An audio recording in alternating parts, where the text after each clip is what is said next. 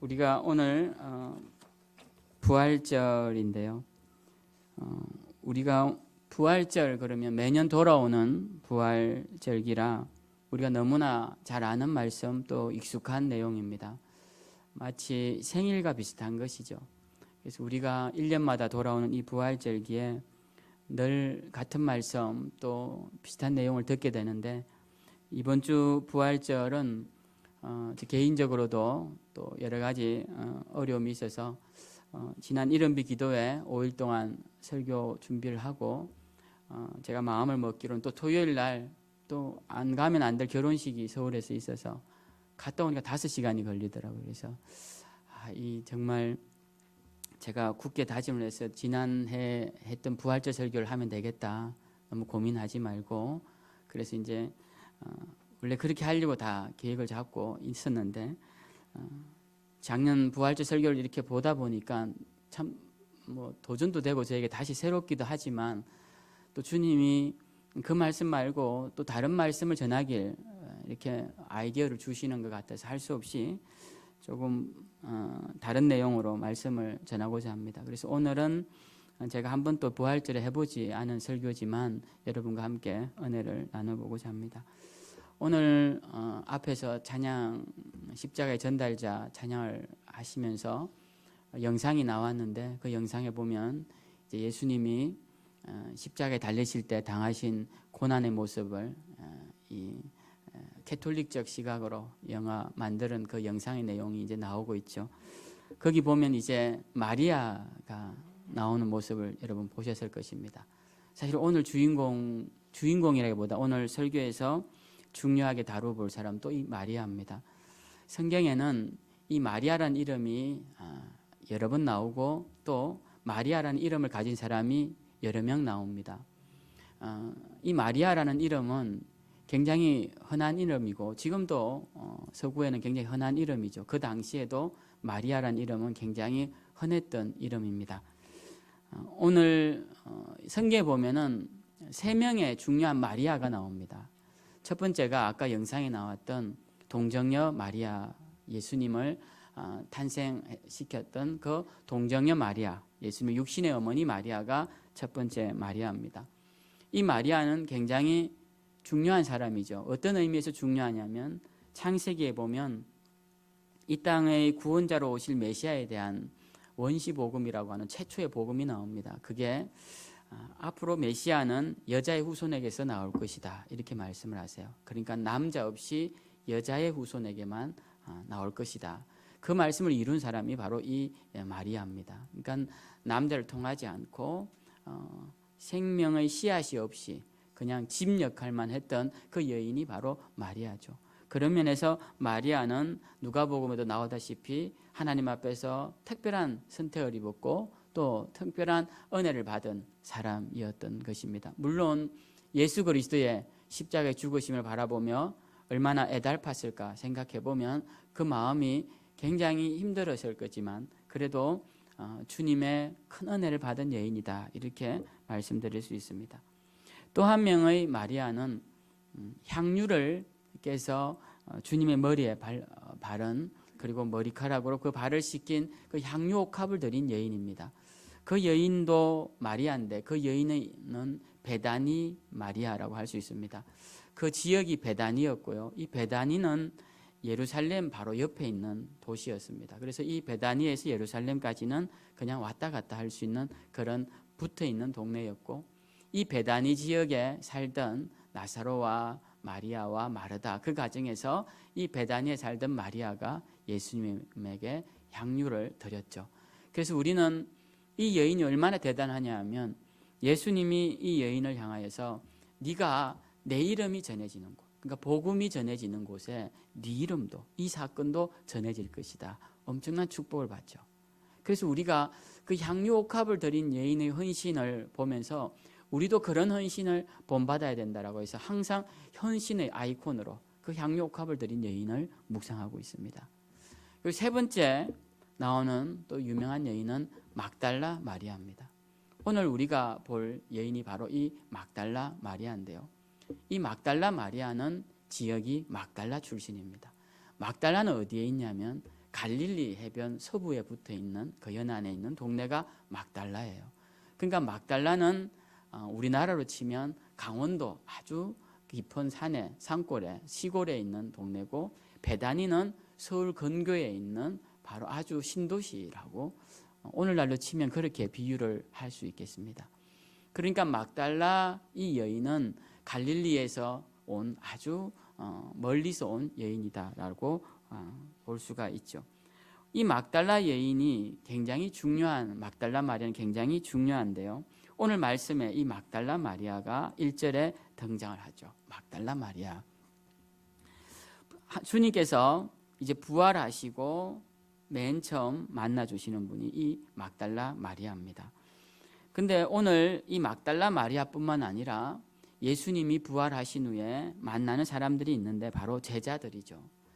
근데 우리가 보통 예수님이 죽으셨다가 다시 살아나셨으니까 제자들과 만났을 때 깊은 포옹을 하고 제외 포옹을 하고 반가워하고 막 울면서 이렇게 반가워해야 할 것 같은데, 오늘 말씀을 보면 굉장히 냉랭한 분위기입니다. 굉장히 불편한 분위기예요. 어떤 분위기냐면 예수님이 이 제자들을 꾸짖고 계시는 장면이 나옵니다. 만나시자마자 예수님께서 꾸짖으신 거예요. 뭐라고 꾸짖으시냐면 너희는 왜 이렇게 믿음이 없느냐라고 꾸짖으셨습니다.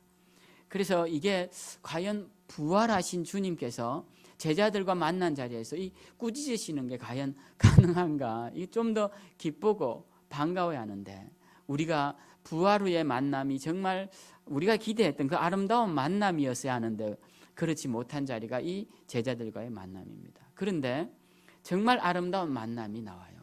그 아름다운 만남이 어떤 만남이냐면, 누구와의 만남이냐면 이 막달라 마리아와의 만남입니다.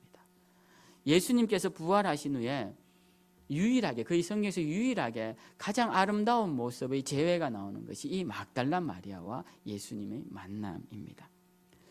모든 성경에서 예수님의 부활마다 등장하는 여인이 이 막달라 마리아인데요. 누가복음에서는 다른 여인들도 있었다라고 이야기를 합니다. 거기에는 야고보의 어머니, 제자 야고보의 어머니 마리아도 있었고, 또 살로메도 있었고, 또 어떤 성경에는 요한나도 있었다, 이렇게 이야기를 하는데요. 그 사람들이 다 정확히 누군지는 잘 모르지만 예수님의 이모도 있고 제자의 어머니도 있고 그렇습니다. 그렇지만 이 네 복음서에 빠지지 않고 등장하는 한 사람은 이 막달라 마리아밖에 없습니다. 오늘 읽은 우리 본문에도 보면 예수님께서 살아나신 후에 막달라 마리아에게 먼저 보이셨다라고 해서 이 막달라 마리아에게 가장 먼저 나타나셨습니다. 그럼 우리가 왜 막달라 마리아에게 예수님이 가장 먼저 나타나셨을까? 이걸 한번 생각해 보면, 또 예수님이 그 여인들에게, 막달라 마리아와 함께 있던 여인들에게 왜 먼저 나타나셨을까를 생각해 보면 우리는 이렇게 짐작할 수 있습니다. 주님의 무덤가에 그 주일 아침에 왔으니까 그 사람들이 만난 것 아니냐, 이렇게 생각하기 쉽습니다. 그런데 요한복음을 보면 그것이 아님을 보여주는 사건이 나옵니다. 요한복음에는 막달라 마리아가 혼자 예수님이 죽으시고 이틀이 지난 주일 아침에 그 무덤에 나아갑니다. 예수님의 그 시신을 어떻게든 그리워하고 죽으셨지만 그 주님을 어떻게든 만나볼 수 있지 않을까, 그런 어떤 기대감을 가지고 이 막달라 마리아가 동이 트기도 전에, 요한복음에 보면 아주 캄캄할 때 새벽에 그 무덤에 나아갑니다. 사실 여인의 혼자 몸으로 그 깜깜한 새벽에 무덤을 찾아간다는 것은 어지간한 담력을 아니고서는 찾아가기 쉽지 않죠. 그러니까 이 막달라 마리아가 주님을 보고 싶은 마음, 그 죽음을 안타까워하는 마음, 그걸 가지고 그 무덤가에 나아간 것입니다. 근데 가보니까 중동의 무덤들은 이 동굴에다가 시신을 안치를 합니다. 그리고 그 동굴 문을 큰 돌로 막는데 그 동굴 문이 열려져 있는 거예요. 돌이 열려져 있는 겁니다. 그래서 마리아가 깜짝 놀라서 제자들에게 달려갑니다. 제자들에게 달려가서 주님의 무덤에 문이 열렸다, 누가 훔쳐간 것 아니냐, 이런 식으로 이제 소식을 전하니까 요한복음에 보면 2명의 제자가 무덤가로 달려갑니다. 가장 수제자였던 베드로와 그리고 주님의 가장 사랑을 받았던 요한이 달려가요. 근데 두 사람이 달려가는데 요한복음에는 달리기를 요한이 더 잘했다. 그래서 요한이 다름질이 빨라서 먼저 도착했다. 이런 이야기가 있습니다. 근데 요한은 생각보다 마음이 담대하지 못했던 것 같아요. 먼저 도착했지만 들어가지를 못합니다. 늦게 도착한 베드로가 담대하게 그 무덤 속으로 들어가 봅니다. 동굴 속으로. 갔더니 아무것도 없는 것이죠. 그제서야 요한도 따라가서 보니까 아무것도 없는 겁니다. 그래서 이 두 제자가 나와서 어떤 생각을 해야 하냐면, 아, 주님 살아나신다 하셨는데 생전에 살아나셨나 보다, 이렇게 생각하는 게 맞지 않습니까? 그런데 이들은 그렇게 생각을 하지 않았던 것 같아요. 왜냐하면 각자 집으로 돌아갑니다. 우리가 만약 주님이 부활하셨다라고 믿는다면 집으로 안 가겠죠. 주님이 살아나셨으니까 우리를 찾아올 것이고 우린 모여서 주님을 기다릴 겁니다. 그런데 이 제자들이 두 명 다, 그것도 수제자와 또 한 명은 가장 사랑받던 제자가 자기 집으로 가버린다는 거예요. 이것은 주님의 시신이 도둑 맞았구나, 이렇게 생각을 한 것입니다. 근데 이 막달라 마리아는 뒤늦게 남자보다 달리기가 느리니까 헐레벌떡 달려왔을 거예요. 그리고는 왔는데 두 제자가 시신이 없는 걸 확인하고 집으로 가버리니까 이 여인이 혼자 남아서 뭘 하고 있냐면 울고 있는 겁니다.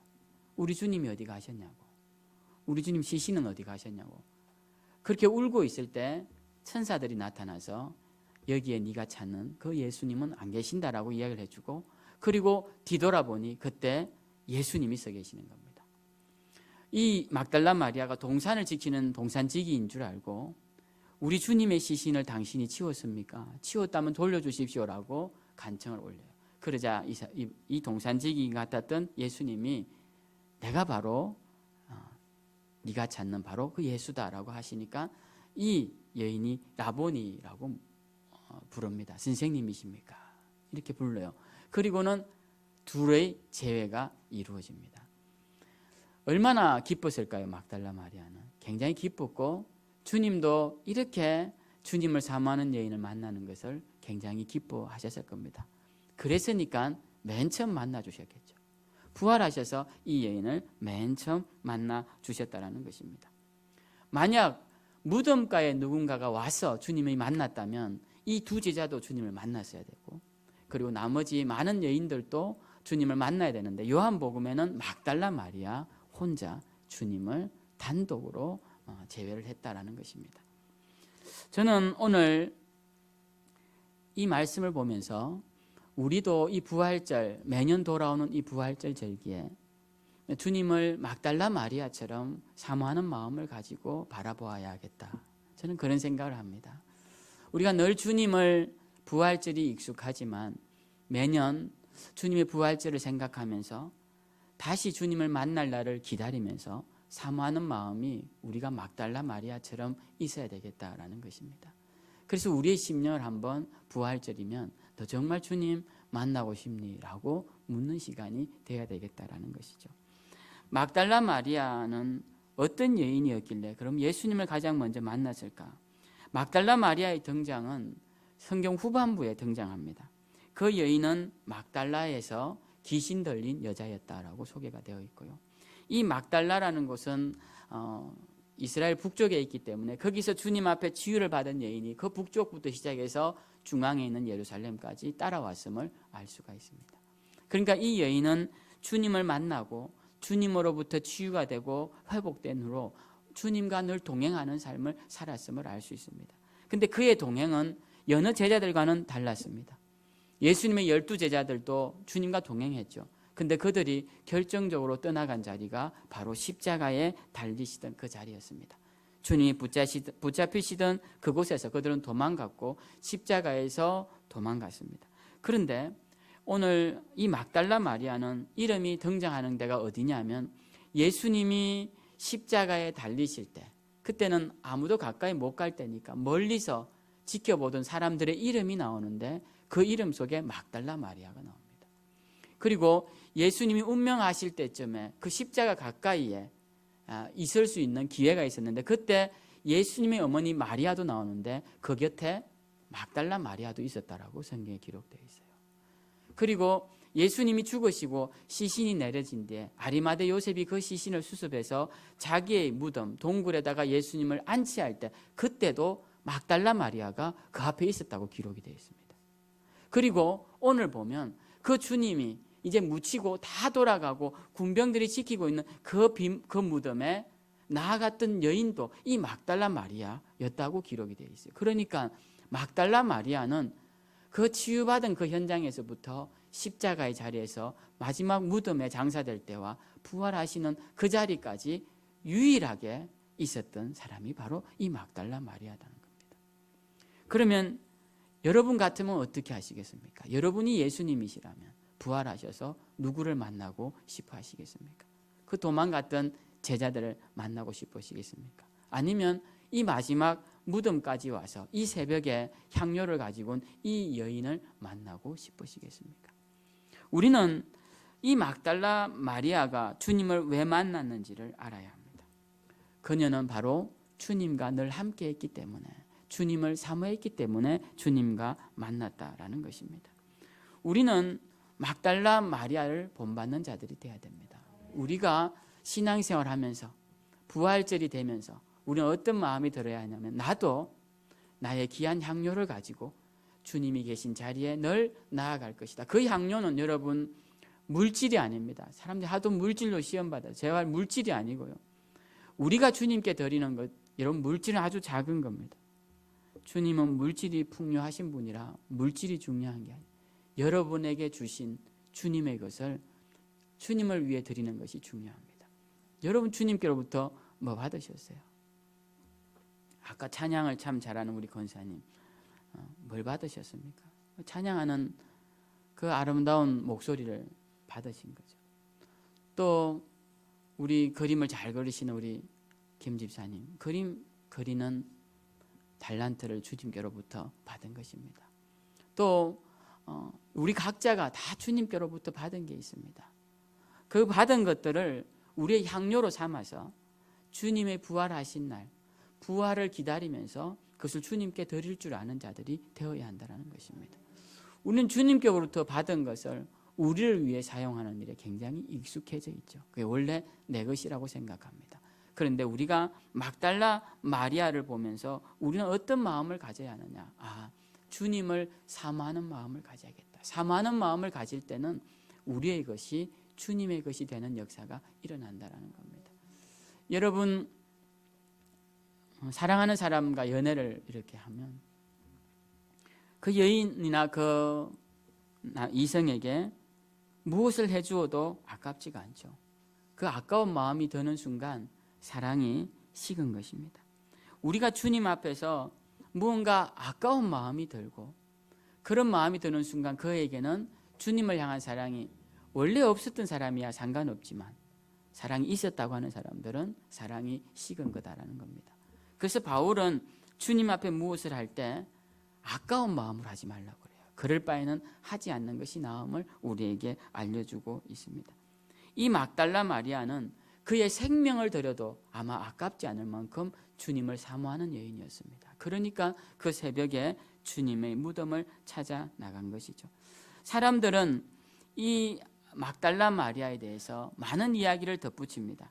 이 여인이 간음하다 잡힌 여인이 아니냐, 이 여인이 향유를 드린 여인이 아니냐, 뭐 여러 가지 이야기를 합니다. 그리고 얼마 전에는 책으로 소설을 만들어서 이 여인의 이야기를 또 이야기를 만들어서 많은 사람들에게 헛된 이야기들을 또 심어주기도 합니다. 그런데 성경이 말해주고 있는 막달라 마리아는 다른 저런 이런 이야기들이 있는 게 아니라 오직 주님을 끝까지 따라왔다라는 그것에 초점을 맞추어서 우리도 그런 사람이 되어야 된다라고 가르쳐주고 있다라는 것입니다.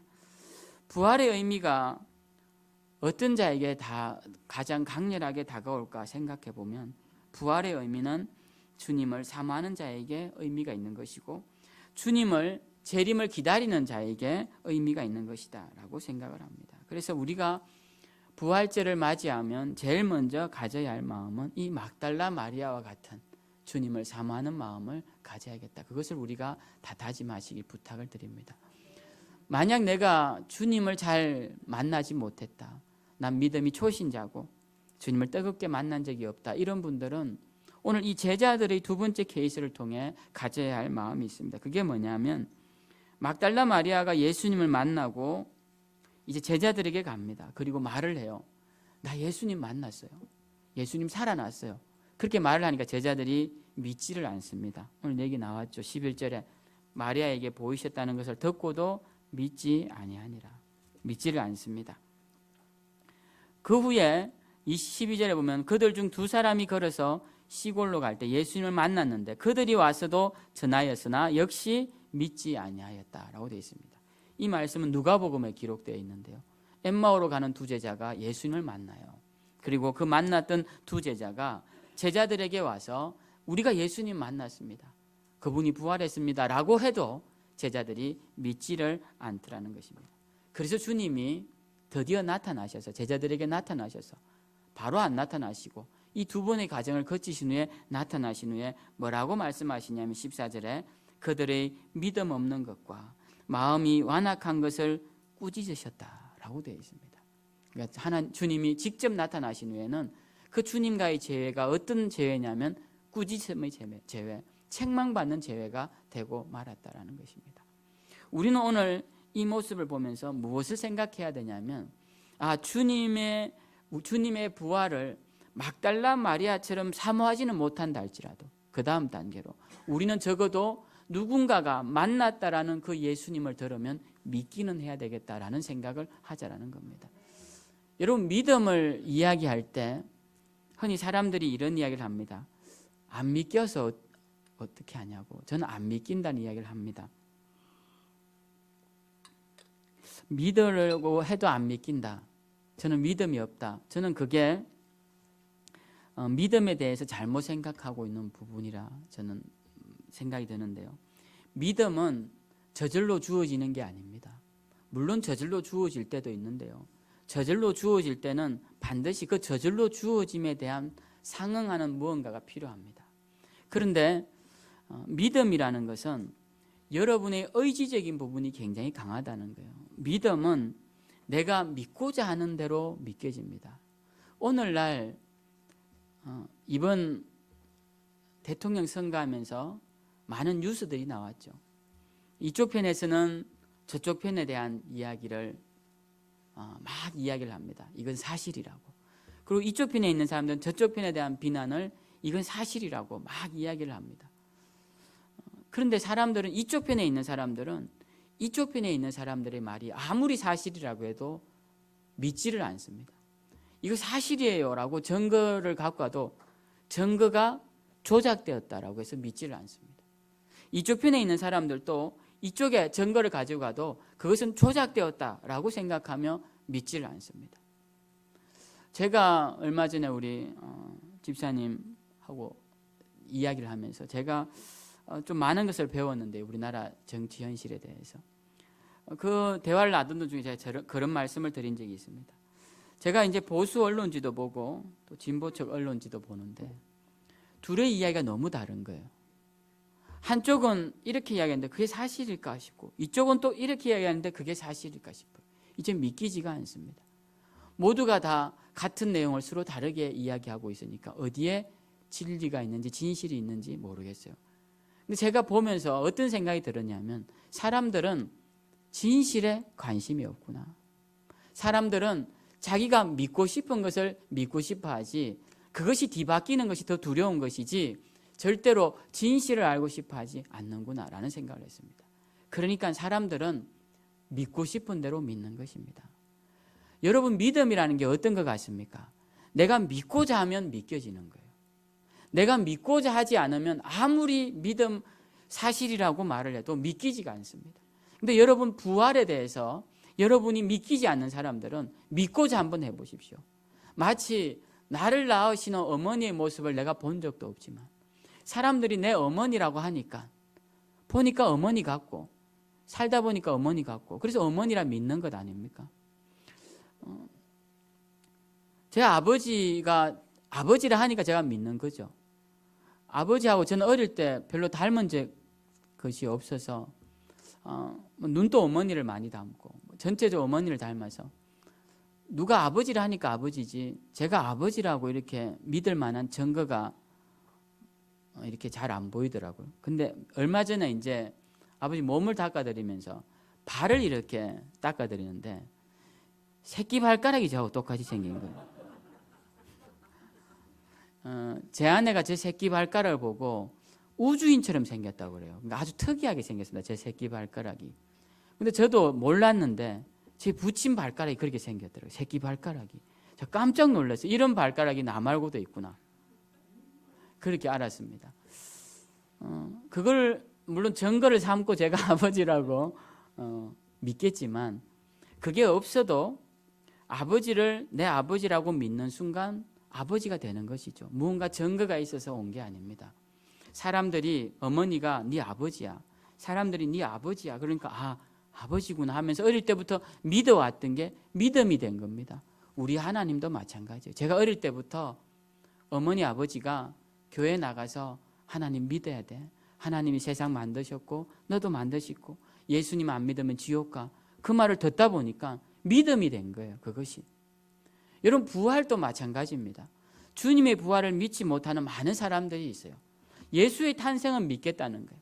예수가 이 땅에 온 2000년 전 사건은 역사적 사건으로 믿겠지만 그가 부활했다라는 것은 믿지 않겠다는 사람들이 그리스도인들과 신학자들 사이에서도 굉장히 많습니다.